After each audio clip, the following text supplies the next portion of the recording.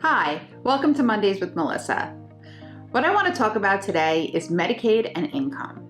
True or false? My mom can't qualify for Medicaid at home because she makes too much money. Most likely, false. We hear it all the time. People come in and say, "What do you mean? My mom can't qualify for Medicaid at home. She makes too much money."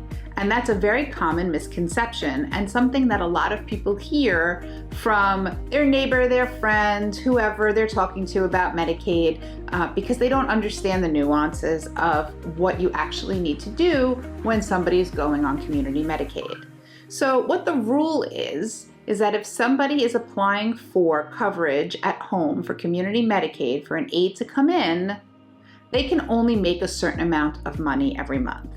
So what are we looking at as far as income goes? We're looking at Social Security, we're looking at any pension that they're receiving, we're looking at their IRA distributions, which you take once a year, but divide it by 12. Medicaid will divide it by 12 and make it part of your monthly income. And then any other sources of income you may have. We add all those numbers up, that's your monthly income. Now, of course, there are certain things that Medicaid is going to let you pay for. They're going to take off the top, like your health insurance premium, for example. But after that, Medicaid says if you make more than $1,732 a month, then you have to spend down your overage in order to qualify for Medicaid.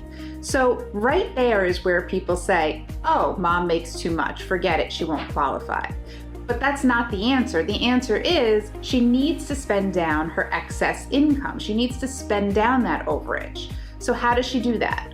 Well, the first choice is she can spend it on her care. Medicaid will pick up the difference, but then she's forced to live on $1,732 a month, which we can all probably agree is very difficult here, especially on Long Island.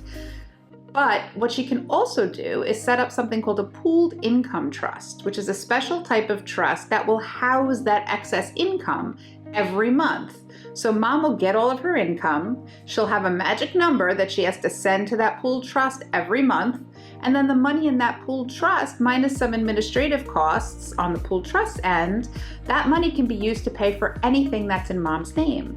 So you're really, with the exception again of these administrative costs, you're really going to have access to all of your monthly income if you set up the pooled trust. So spending down on your care and having Medicaid pick up the difference is probably not the best idea, and that's why we utilize the pooled trusts pretty regularly.